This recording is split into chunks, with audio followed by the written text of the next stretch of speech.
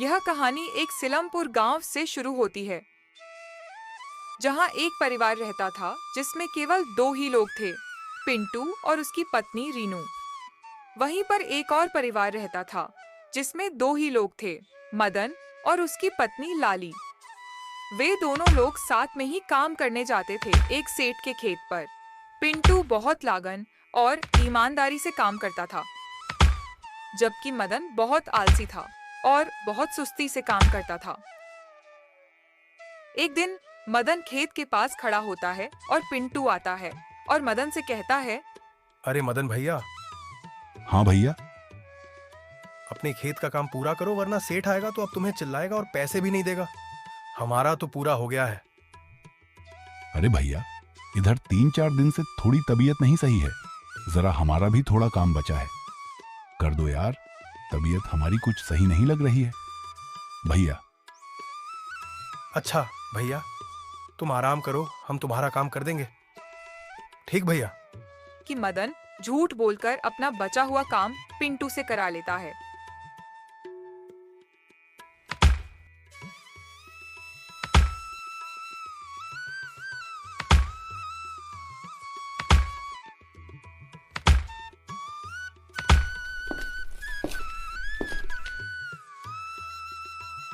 अरे पिंटू भैया, जाओ, तुम थके होगे, जाओ थोड़ा आराम कर लो जाकर। पेड़ के नीचे बैठकर हम कर लेते हैं अपना काम। ठीक भैया, ये लो। अच्छा, जब जामींदार आ रहे हो तो उठा देना आके, ठीक है? ठीक भैया, जाओ उठा देंगे।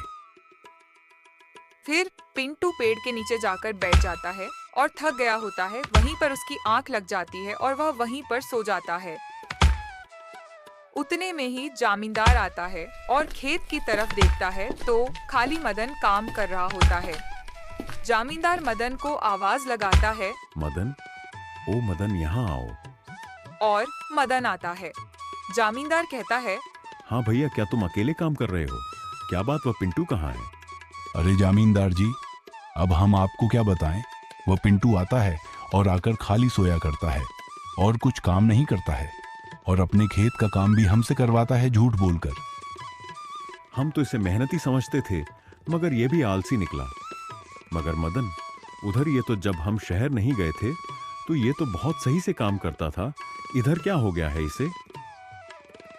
अरे जामींदार जी, वह तो खाली दिखावा करता था, वाह, बस और कुछ नहीं। मदन पिंटू को पूरी तरह से फांसा देता है या जमींदार पेड़ के पास जाता है। पिंटू, ओ पिंटू, उठो, सुबह हो गई तुम्हारी। पिंटू को आवाज लगता है। पिंटू एकदम हड़बड़ाहट में उठता है। अरे जामींदार जी, आप कब आए शहर से? हम कब आए इससे मतलब नहीं, ये बताओ, यहाँ तुम सोने के पैसे लेते हो या काम करने के? अरे जामींदार जी, जरा थक गए थे तो यहाँ पेड़ के नीचे बैठ गए और आंख लग गई।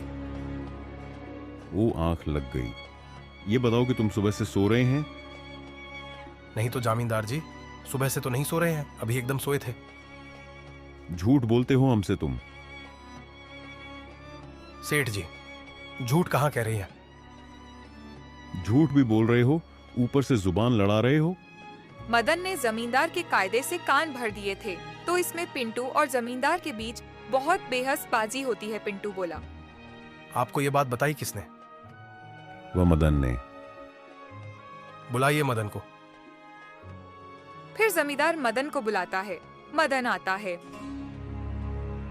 हाँ भैया, मदन, बताओ जरा, जामींदार जी को बता रहे हैं कि हम सुबह से सो रहे हैं, जरा बताओ इन्हें कि हम अभी नहीं सोए थे, थोड़ी देर पहले। क्यों भैया, पिंटू झूठ बोल रहे हो और हमसे भी झूठ बुलवा रहे हो। अरे मदन, ये क्या कह रहे हो? सच ही तो कह रहे हैं। और जामींदार जी एक बात और है, ये कह रहा था हमसे कि जामींदार जी आ जाएं तो हमको उठा देना, तो हम तुमको 100 से 200 रुपए देंगे। ये लो, एक से एक बातें सुनने को मिल रही हैं। हम जरा शहर चले गए तो ये सब देखने को मिल रहा है। बस, अब बहुत हुआ। चलो पिंटू, अपना हिसाब करो और जाओ, अब तुम्हारी यहां जरूरत नहीं है, ठीक?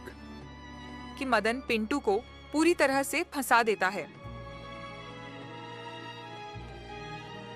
अरे जामींदार जी, ये ना करिए। अब जो करना था वह कर दिया, अब जाओ यहाँ से। फिर पिंटू घर चला जाता है।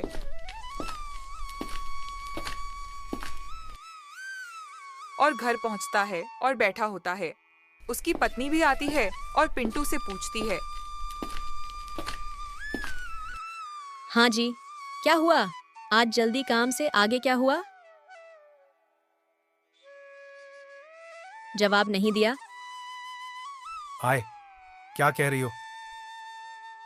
हम कह रहे हैं आज जल्दी काम से आगे आए। जल्दी क्या, आगे काम से निकाल दिया गया? ये क्या कह रहे हो? काम से क्यों निकाल दिया? क्या बताएं तुमको अब हम। पिंटू सारी बात अपनी पत्नी से बताता है और पत्नी कहती है कि अच्छा जी, तो ये सब करा धरा मदन का है। हमारे पास एक काम है, करेंगे। कौन सा काम? हमको पानी पूरी बनानी आती है। आप क्यों ना इसका ही ठेला लगा लीजिए, क्योंकि इस गांव में पानी पूरी के ठेले भी ज्यादा नहीं, और हैं तो वो अच्छे नहीं बनाते हैं। उसमें आप चाट भी रखिएगा।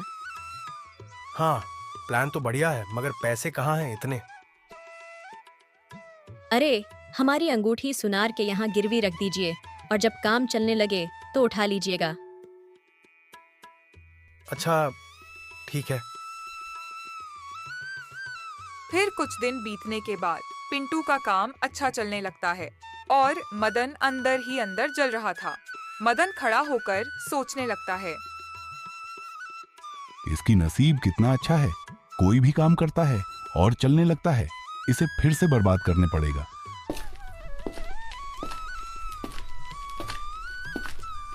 मदन की पत्नी कहती है, अरे जी, ये मदन का काम कितना अच्छा चलने लगा है। इसकी तरक्की देखकर आपको कुछ हो नहीं रहा?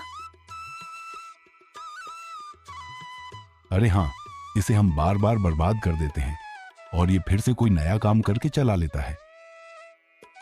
हमारे पास एक उपाय है। कौन सा उपाय?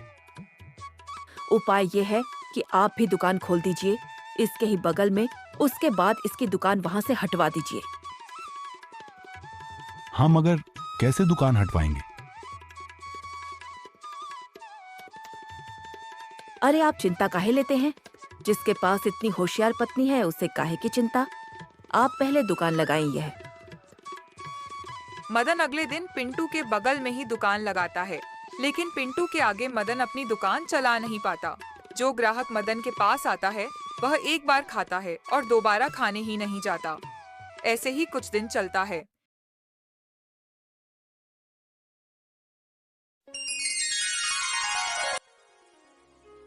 सुना है मदन ने भी दुकान खोल ली है आपके बगल में। हाँ, मगर हमारे आगे वह दुकान चला नहीं पा रहा है। कुछ दिनों में भाग जाएगा वह। जो स्वाद हमारे ठेले पर ग्राहक को मिलता है वह उसकी दुकान पर कहाँ रखा है? हाँ, मगर होशियार रहिएगा। उसे से वह बहुत सातिर है। उससे ज्यादा उसकी पत्नी है।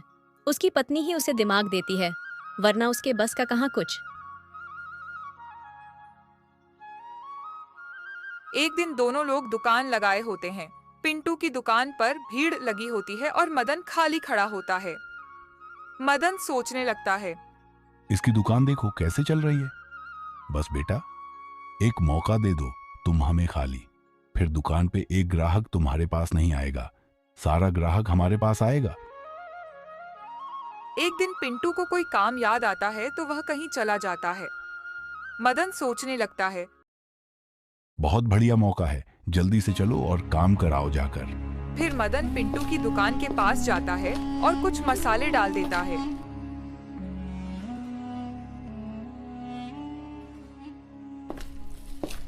फिर पिंटू आता है और लोगों को पानी पूरी खिलाने लगता है। अगले दिन लोग पिंटू की पानी पूरी खाने से बीमार पड़ने लगते हैं और यह चर्चा पूरे गांव में फैल जाती है। कुछ लोग पिंटू के पास आते हैं और कहते हैं,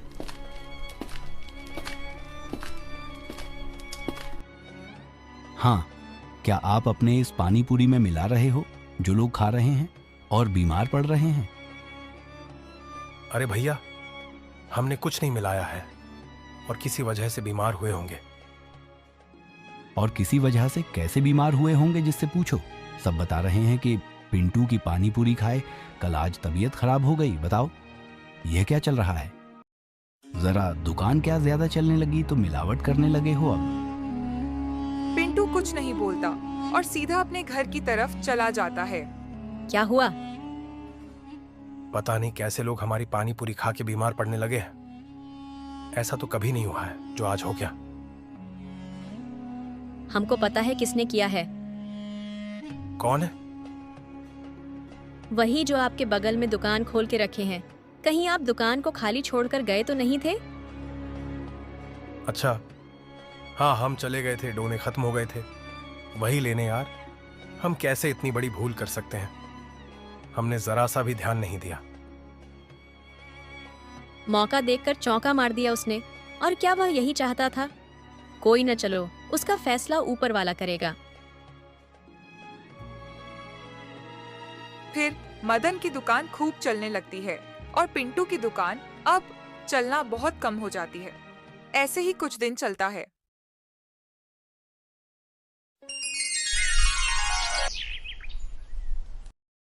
फिर एक दिन राजा खुद चलकर पानी पूरी खाने आता है और पहले पिंटू के पास जाता है और उसकी पानी पूरी खाने के लिए बोलता है। जरा पानी पूरी खिलाओ। हाँ क्यों नहीं महाराज।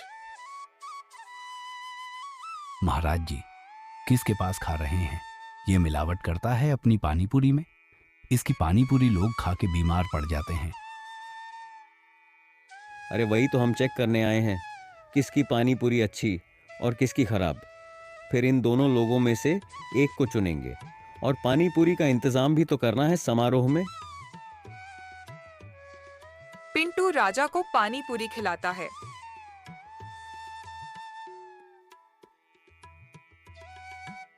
अरे वाह, क्या पानी पूरी है यार, मजा आया। राजा को पिंटू की पानी पूरी बहुत पसंद आती है और फिर मदन के पास खाता है जाकर। ये पानी पूरी है, लोग इसे खा कैसे लेते हैं, इतनी खराब। ये तो ऐसे ही लग रही है कि मिलावट वाली पानी पूरी है, इसे तो लोग खा के बीमार हो जाएंगे। सुनो सिपाही, कल से इसकी रेडी यहाँ पे मिले ना, ठीक? और उस पानी पूरी वाले को ऑर्डर दे दो, ठीक? ठीक महाराज। मदन की रेडी को हटवा देता है और पिंटू को ऑर्डर देता है।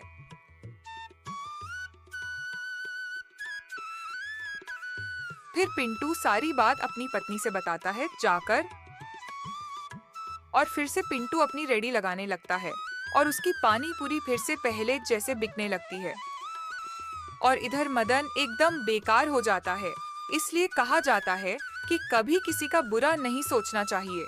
जो बुरा करता है उसके साथ बुरा हो जाता है।